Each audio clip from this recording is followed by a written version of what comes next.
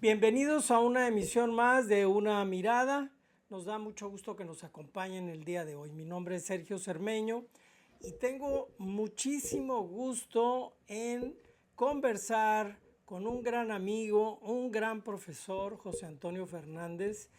Ya nos irá platicando un poco quién es él y cómo nos conocemos y todo lo que él sabe sobre el desarrollo de la producción audiovisual en nuestro país. José Antonio, bienvenido a Una Mirada. Mucho gusto, Sergio Cermeño. Me da mucho gusto y mucha alegría el poder tener la oportunidad de conversar contigo. Gracias. ¿Qué nos puedes decir de ti? ¿Qué nos compartes para que nuestro público te conozca? Bueno, lo que te puedo decir de ti es que yo nací en la Ciudad de México.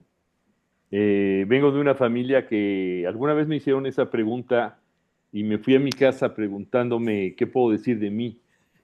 Y llegué a la conclusión de que debo de decir que vengo de una familia moderna. ¿A qué me refiero con una familia moderna?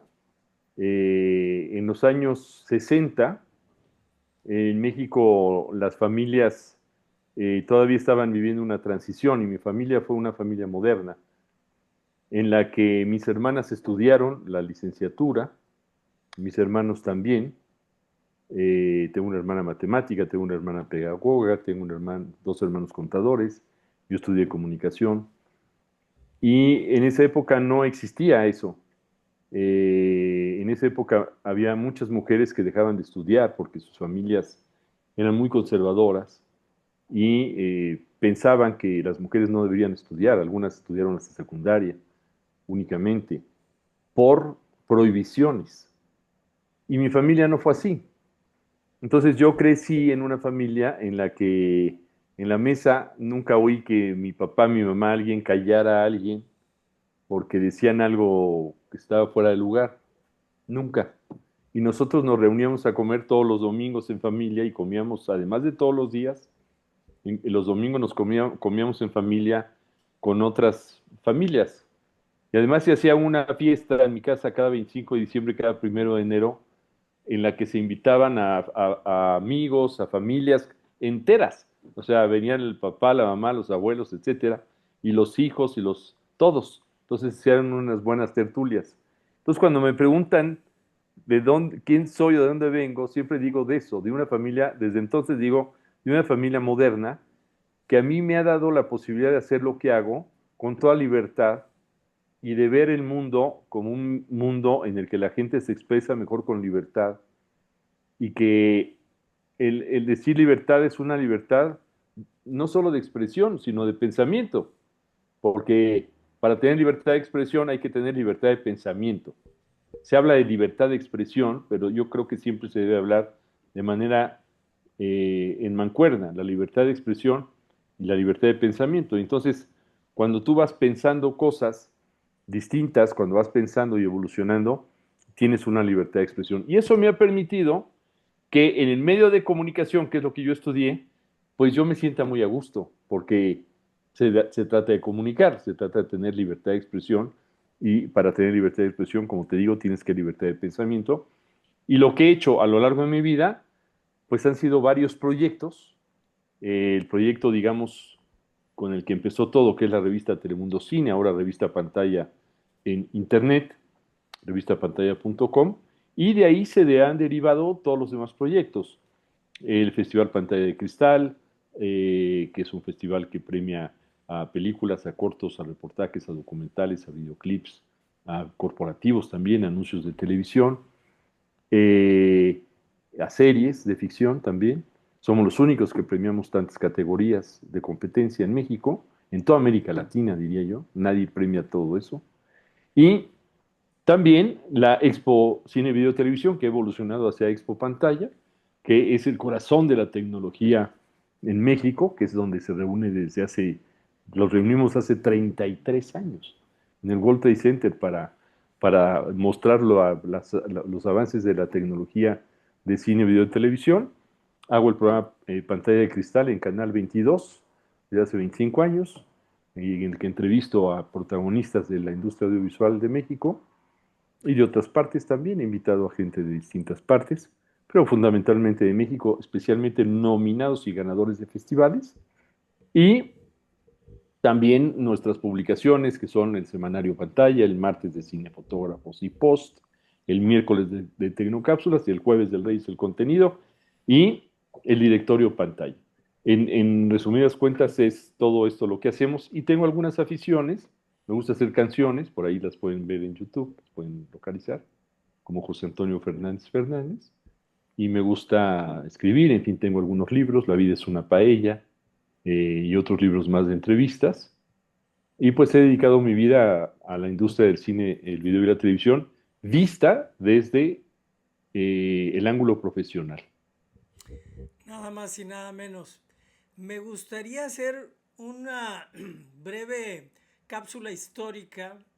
Nos conocimos en 1983. Yo era tu alumno, tú eras mi profesor en la Universidad Iberoamericana y eras director de el área de radio de Pronarte, Productora Nacional de Radio y Televisión. ¿Me puedes describir eh, ese momento de la televisión, del cine? ¿Qué estaba pasando? Tú me presentaste a Guillermo González Camarena, el hijo del inventor de la televisión a color, que era el gerente de televisión en esa época, y yo entré a trabajar en un equipo que estaban saliendo a la calle a grabar, porque antes de eso todo se hacía en estudio. Platícame ese momento histórico, por favor. Bueno, ahí fue un momento muy interesante porque la tecnología estaba cambiando. Efectivamente, todo lo que eran noticias hasta antes se hacía solo en cine, y Sony saca una nueva tecnología que se llamó Betacam Sony SP. Y nosotros fuimos de los primeros en utilizarla en Pronarte. Entonces nosotros en Pronarte, con Juan N. López, a quien también conoces, le sacamos mucho jugo con Sergio Damián, un camarógrafo que había trabajado muchos años en Televisa, un hombre muy creativo, con Guillermo González Camarena, por supuesto, con Tito Navarro, que era el director de Pronarte, con Guillermo Montemayor, que también estuvo en esa época ahí muy importante, Alejandro Gamboa, el director de cine, ahora también mucho de telenovelas, con Antonio Ruiz, maestro de cine, que también es cinefotógrafo. Pudimos revolucionar mucho la producción en esa época, porque nosotros empezamos a usar esa tecnología que eran cámaras portátiles, ya con ese toque de cinematografía digital. Y entonces empezamos a producir lo que no se veía en ningún lado. De hecho, hicimos la primera serie, yo creo que la primera serie de ficción con ese carácter cinematográfico, que fueron los cuentos de Borges, en ahí, en Pedonarte. Y nos ganamos premios en La Habana. Yo tengo un coral de La Habana. Eh, Nos ganamos premios en el Festival de Roma, de Telefilm de Roma, en el Festival de Banff en Canadá. Y fue un ambiente muy bonito porque nosotros estábamos innovando, éramos una nueva generación y siempre hicimos todo, y por eso al principio te decía yo de lo de la familia moderna, porque siempre hicimos todo con total libertad. Nunca hubo censura, nosotros nunca nos metimos en la censura cuando tuvimos esos puestos. O sea, digo nosotros porque éramos un equipo. Guillermo González Camarena, Tito Navarro, que ya lo mencioné, Guillermo Montemayor, todos los que estábamos ahí, nunca hicimos nada que pensáramos en la censura, sino por el contrario. Lo que buscamos era contar buenas historias, y esas historias fueron impactando y teniendo posibilidades de desarrollo, y logramos, cuando pasamos de Pronarte a Imevisión, que se creara todo un ambiente muy bueno en la televisión mexicana, de donde surgieron el programa Los Protagonistas del Mundial, que se quedó como un sello característico de la televisión mexicana, en donde los productores eran muy creativos, eran libres. Otra vez volvemos a lo mismo. Con este equipo nuestro, como directivos, eran libres los productores, los directores, en donde surgieron y se impulsaron todavía más productores como Enrique Strauss, que hizo A la misma hora, después llegó a ser director de Canal 22, donde surgió Carmen Aristegui, Javier Solórzano, Ana Colchero, que luego se volvió una actriz famosísima, el mismo Alejandro Gamboa, que hizo entonces una telenovela, Amor por Televisión, y hizo varios programas más, hicimos programas de jazz, hicimos muchas cosas, transmitimos muchos conciertos desde el Auditorio Nacional, lo cual no se estilaba, porque efectivamente, como dices, lo que se estilaba en la época era hacer cosas en estudio, pero nosotros decidimos salirnos del estudio, se hizo La Caravana, el programa que fue emblemático, y nosotros lo hicimos, nació en mi oficina La Caravana, que ayudó ahí Arturo Fernández también, que estaba en producción para conseguir un camión,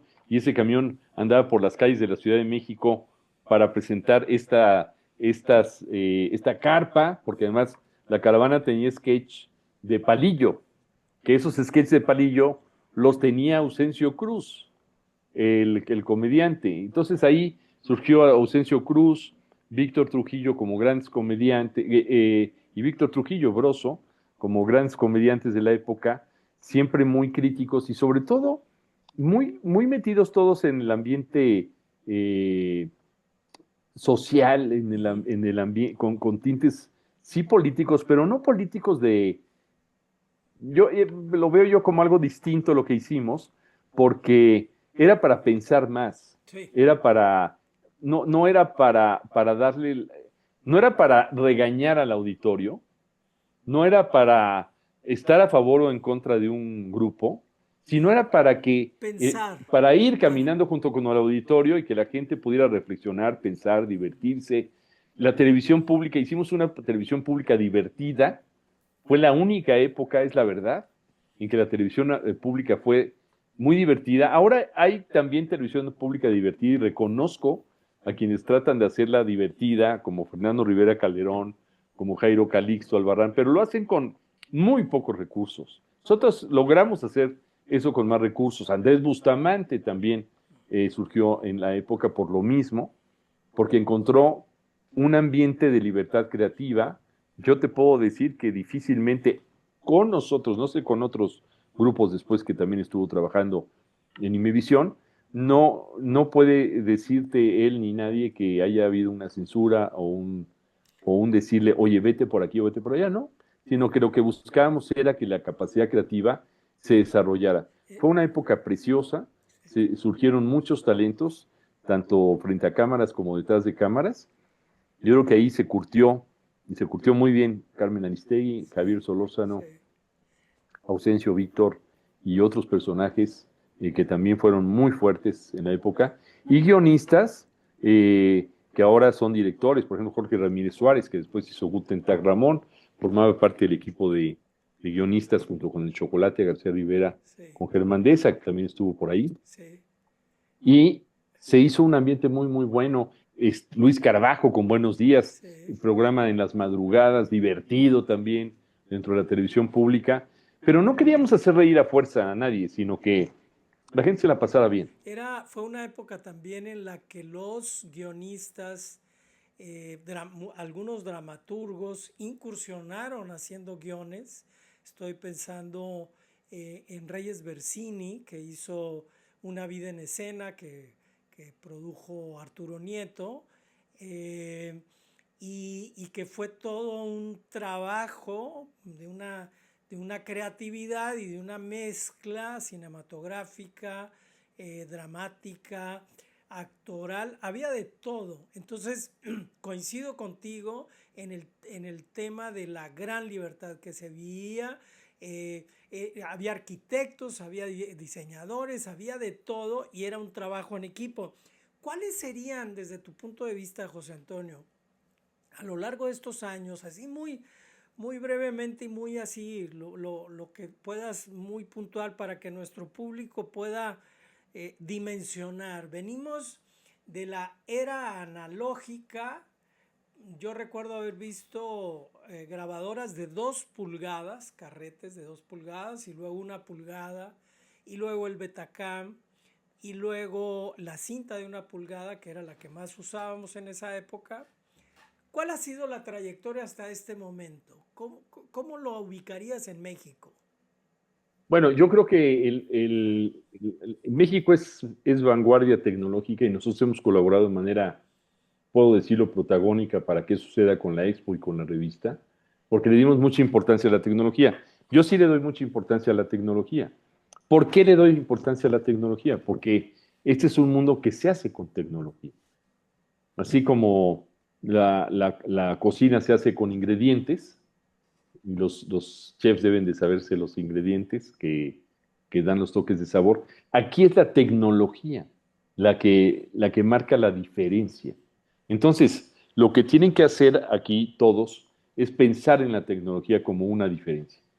Y efectivamente, cuando pasó del cine, la televisión siempre ha imitado al cine, siempre ha buscado imitar al cine y cada vez se ha acercado más al cine. Ya hoy en día la tecnología se puede hablar de cine digital. Ya hay cámaras de cine digital y las grandes marcas hablan de cinematografía digital porque ya igualaron al cine. El film es una tecnología que da muchísima calidad. Está hecha, no lo voy a explicar largamente, pero está hecha con bromuro de plata. El bromuro de plata entra a la luz y la luz, los rayos de luz, digamos que los identifica ese bromuro de plata y esa lluvia de luz es la que termina estando ahí plasmada y se plasman las imágenes, que es una cuestión prácticamente mágica. Bueno, hoy en día hace lo mismo la tecnología del video y lo hace de manera de cine digital. Recordemos que cuando empezó la televisión no se podía grabar, se filmaba. Por eso los noticieros durante los años 50, los años 60 y parte de los años 70, los noticieros eran en cine. Entonces, los reporteros iban, cubrían en cine, regresaban a las televisoras, revelaban y después pasaban esas imágenes en los noticieros de la noche. Después ya eso se acabó cuando se empezaron a hacer las cámaras portátiles y ya se grababa con las cámaras portátiles. Entonces iban los reporteros, cubrían con cámaras portátiles, regresaban y lo editaban y era mucho más fácil. Ahora ya se hacen las transmisiones en vivo, Exacto. prácticamente desde cualquier punto. Entonces, si hay una manifestación, si hay un problema que sucedió en donde sea, ese donde sea, se arregla muy fácil. Hoy en día es muy sencilla la producción, para decirlo en otras palabras, desde el punto de vista de procesos, Sí. para que se vea la imagen. No es sencilla para el armado, para la transmisión, etcétera, porque hay muchos equipos, pero es sencilla. Lo que te puedo decir, en resumen, es que toda la tecnología que pasó del cine, que el cine siempre fue 35 y 16, a la gente de video le llevó años entender cómo hacerlo, y yo creo que debe de haber 30 a 40 formatos de video distintos que se han creado a través de los años. Mientras el cine se quedó con su 35-16, el video tuvo, como tú bien dices, las 2 pulgadas, la pulgada, los 3/4, el Betacam, el Betamax, el VHS, y así muchísimos otros formatos, el Hi 8, etcétera, etcétera, etcétera. Hay muchos formatos. De hecho, hay centros de copiado muy sofisticados para poder copiar cosas que la gente las tiene luego en formatos que ya no existen en Sí, ningún lado, sí. son equipos prácticamente obsoletos. José Antonio. Lo que sí Ajá. es que toda esta tecnología ha permitido grabar la historia o filmar la historia. Entonces, hoy podemos, tanto en audio como en video, oír la voz de Porfirio Díaz, oír la voz de Pancho Villa, o ver la fotografía de Pancho Villa, o ver las imágenes de Pancho Villa, y también la de artistas, de actores, de nuestra propia familia, fiestas infantiles, y es muy emocionante. Lloramos cuando vemos eso. Es un sentido humano La totalmente. pantalla nos hace llorar, Sí. y eso es algo muy importante, porque cuando algo te hace llorar, quiere decir que está tocando tu corazón, tus sentimientos, y los sentimientos es lo más fuerte de un ser humano. Eh, Yo digo que los seres humanos estamos divididos en 5. La parte carnal, que es la piel, tal cual, ¿no? El que yo me pegue. La parte emocional, que puede ser si subes una montaña rusa. La parte sentimental, es el corazón, es todo eso que sentimos, el amor, los afectos, la parte racional, que es todo esto que pensamos, y la parte espiritual. Y yo digo que la única parte que nos puede mentir, increíblemente, es la parte racional. Podemos vivir autoengañados, pero la parte carnal, las emociones, los sentimientos y la parte espiritual no mienten. Sí. Oye, José Antonio, pues el tiempo se nos está yendo muy rápido, pero quisiera que me dijeras, ¿qué es con tu experiencia y lo que en este momento estamos viviendo en México? Acaba de haber un anuncio de que va a haber apoyo al cine en términos de reducción de impuestos o de algunos apoyos. ¿Qué se está haciendo bien en México? ¿Qué no se está haciendo tan bien, si se puede decir de esa manera? ¿Qué nos falta? Yo recuerdo en aquellos años, había se hacían pocas películas. Ahora se hacen, ¿cuántas al año? Te voy a platicar. Lo que Dime. sucede es que cuando entra el TLC en 1994, se desmontó toda la infraestructura que existía en México relacionada con el cine. Se cerraron cientos de salas de cine, se vendieron para que se trabajaran como proyectos inmobiliarios nada más, se cerraron las productoras del Estado, se cerró el banco cinematográfico ya desde antes, se cerró prácticamente todo y solamente quedaron los estudios Churubusco. Y se llegaron a hacer en los años 90 hasta 10 películas al año. Cuando en la época de oro se hacían más de 100, 150 o un poco más en algunos años, en los años 60 un poco menos, pero se siguieron haciendo muchas y en los años 80 también, y la gente estaba acostumbrada a ir al cine a ver películas mexicanas. En los pueblos, en todos lados, las películas mexicanas se veían en el cine. La gente, el público mexicano iba al cine a ver películas mexicanas.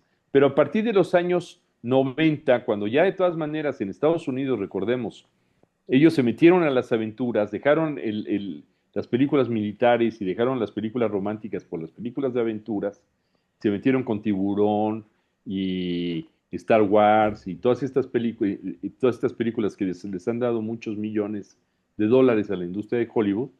El cine mexicano, mientras tanto, estuvo metido en las sexicomedias. Las sexicomedias tuvieron un momento muy malo porque llegaron a ser demasiado vulgares. Entonces la gente ya no iba al cine, porque acuérdense, hay que acordarnos que la gente vamos al cine acompañados. Y cuando vamos al cine acompañados significa que buscamos ciertos contenidos. Si yo voy al cine con mi tía, con mi mamá, con mi esposa, con mi novia, con mi suegra, pues hay ciertos contenidos que cuidas para ir al cine porque vas acompañado de alguien, con tus hijos, ¿no? Con tus nietos, porque vas acompañado de alguien. Entonces, el cine de Hollywood sí ha cuidado todo eso. El cine mexicano lo descuidó ya con las sexicomedias.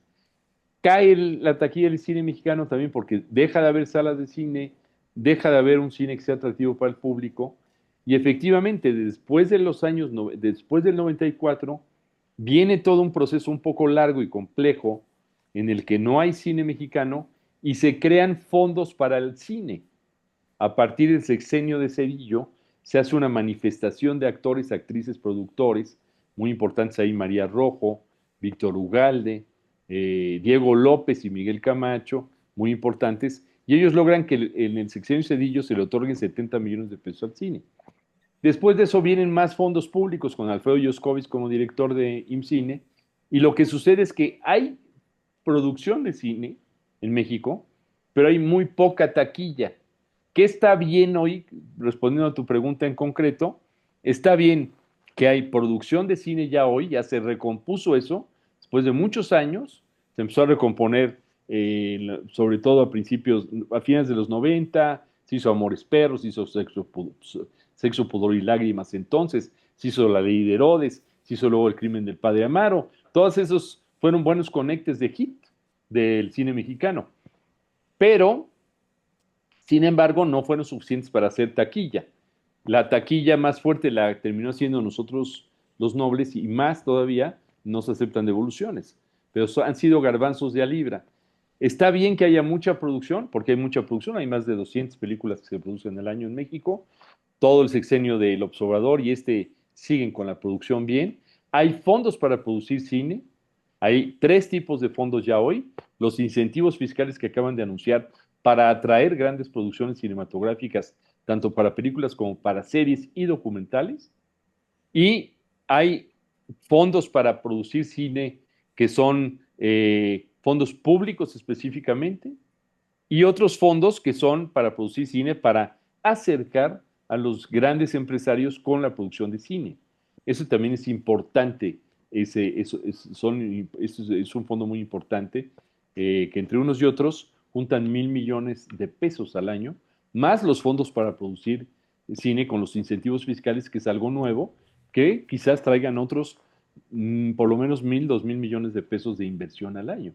Entonces estamos hablando de que la industria del cine está bastante bien. Y la industria de la televisión mexicana nunca ha dejado de estar bien. Eso es algo muy interesante. La industria de la televisión siempre ha estado bien, toda la vida.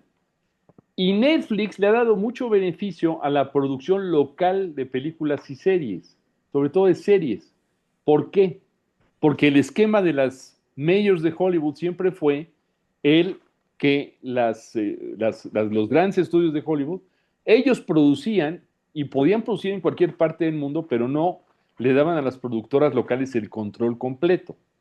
Y Netflix sí se lo da el control completo a las productoras locales. Eso es algo nuevo. Ahí Netflix cambió la historia.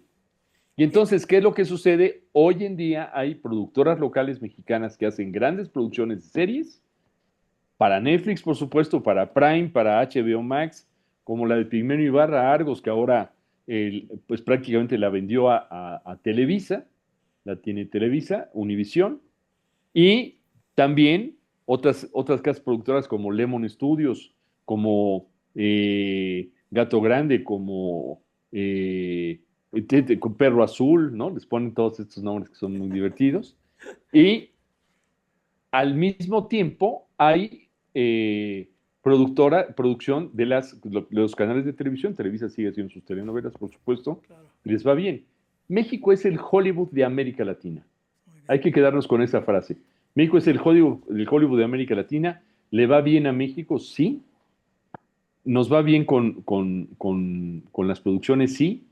Pero tenemos el pendiente de la falta de asistencia a las salas de cine. Y nada más para concluir, hay, hay muy buena respuesta a las películas mexicanas cuando se pasan por televisión y muy mala respuesta para las películas en las salas de cine.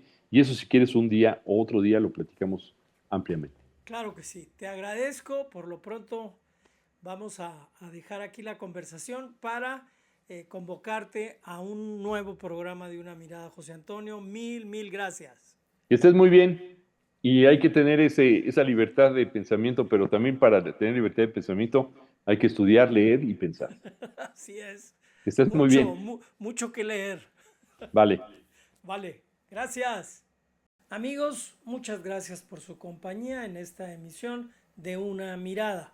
Los esperamos en una próxima emisión. Mi nombre es Sergio Cermeño y, como usted sabe, mirar es intentar comprender. Los invitamos a que nos sigan en las redes sociales que se encuentran en la descripción. Muchas gracias. Hasta la próxima.